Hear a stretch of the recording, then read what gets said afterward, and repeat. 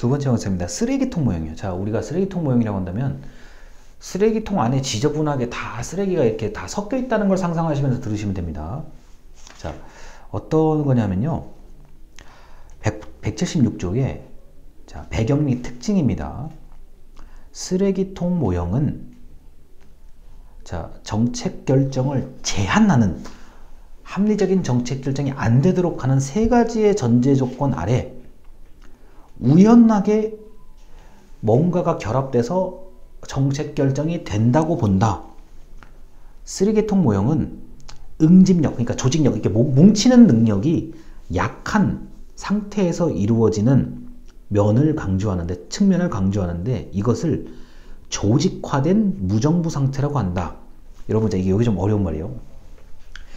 조직이 있어요. 하나의 분명히 우리는 같은 단체에 있는 게 맞는데, 자, 우리가 그냥 흔히 일반적인 언어로 얘기합니다.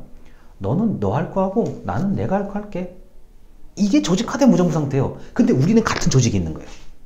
별로 신경 쓰지 않아요. 나는 우리 부서는 우리 팀은 우리가 할 거 할 테니까 너희는 너희가 할 거 하고 필요하면 만나서 얘기하자. 이게 조직화된 무정부 상태예요.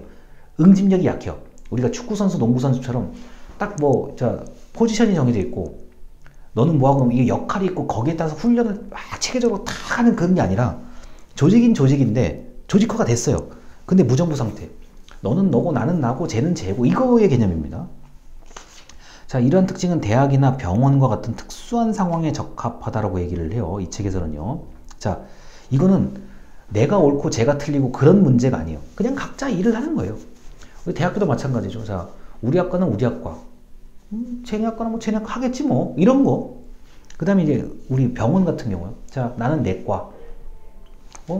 외과는 내가 맡은 게 아니야. 산부인과 이건 내가 맡은 게 아니야. 이런 식입니다. 자, 그래서 이러한 조직은 도대체 어떻게 결정을 하냐는 거예요. 자, 동그라미 2번이나 모형의 내용. 쓰레기통 모형은 지금까지 얘기한 것처럼 이런 좀 무정부 상태, 조직화된 무정부 상태의 특징이 있다고 바라봅니다. 자, 그런데 이렇게 각자가 어떻게 잘 지내다가 어떤 순간이 되면 결정을 한다는 거예요. 그 순간이 뭐냐? 첫째, 문제성을 가지고 있는 선호다라고 되어 있습니다. 참여 주체 간에 합의가 이루어진 게 없고 어느 것이 더 나은지 타당한지에 대한 명확한 그 기준이 없다예요. 우리 팀은 A라는 게 좀 좋아. 옆에 쟤네는 솔직히 쟤네가 뭘 좋아하는지 잘 모르겠어. 그냥 일이 생기면 하는 거고 쟤네는 쟤네가 알아서 얘네가 알아서 하겠지 이런 거예요. 둘째, 불명확한 기술. 자, 정책 문제의 목표와 수단의 관계가 불분명하다. 야, 만약에 이런 특정한 문제가 생기면 이걸 어떻게 해결해야 되지?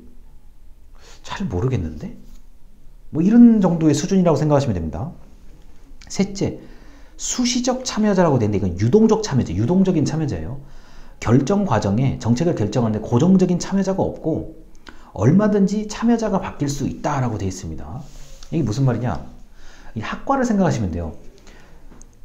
원래 우리가 지난 영상까지 배웠던 다 정책 결정 모형들은 그 학과가 참석하지 않으면 그 학과 대표가 오지 않으면 이거는 결정을 할 수가 없어. 이런 좀 분위기예요.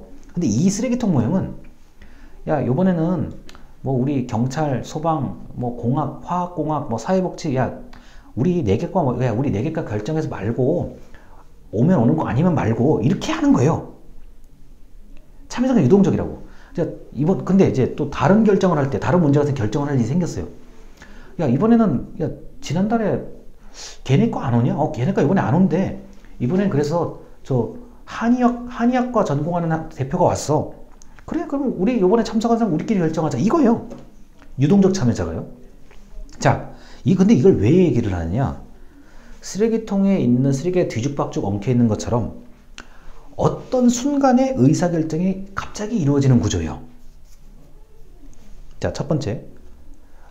누구도 뚜렷하게 뭔가 좋다는 게 없어요.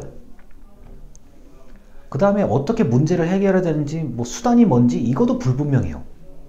그 다음에 참여자도 뭐 반드시 뭐 만장일치가 아니고 다 모두가 참여하는 것도 아니에요.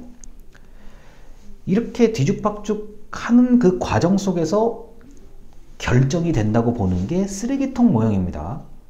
저는 이 쓰레기통 모형이 어느 정도 일상에 많이 일어난다고 봐요. 특히 어떨 때요? 그 친목단체 같은 경우. 야, 오늘 걔 안 왔어? 오늘 걔 안 왔어? 오늘 못 온대. 야, 그럼 됐고. 야, 전화로 물어봐. 그냥 전화로 물어보고 야, 오늘 있는 사람끼리 결정하고 안 온 사람한테 그냥 통보해주고 말아. 뭐 이런 분위기를 생각하시면 됩니다. 너 혹시 생각해봤니? 이 문제? 아니? 너는 생각해봤니? 아니? 그래, 그냥 뭐 오늘 우리 온 사람끼리 한번 생각해보자. 혹시 이거 어떻게 해야 되는지 알아? 아니, 모르는데? 적당히 이야기하다가 그냥 적당히 결정해요. 근데 그 결정이 꽤 좋은 결과를 얻어낼 수도 있어요. 그게 그렇게 한다고 해서 반드시 나쁜 결과만을 가져온다는 건 아닙니다. 쓰레기통 모형은 결정되기 전까지의 그 모습을 얘기해 주는 거예요. 결정된 그것이 좋은 걸 가져올지 나쁜 걸 가져올지는 특별히 관심이 없어요, 이 모형은요. 그런데 제가 조금 살다 보니까 이런 의사결정을 하는 경우가 의외로 많아요. 친목단체, 그 다음에 독립성이 아주 강한 전문가 집단, 대학교라든가 학과가 나눠져 있는 거, 그 다음 병원, 진료과가 나눠져 있다는 거, 이런 전문성이 극도로 높은 집단에서는 쓰레기통 모형에 따른 결정이 잘 이루어집니다. 일단 여기까지 하고요. 여기까지 하고 다음 영상으로 넘어가겠습니다. 감사합니다.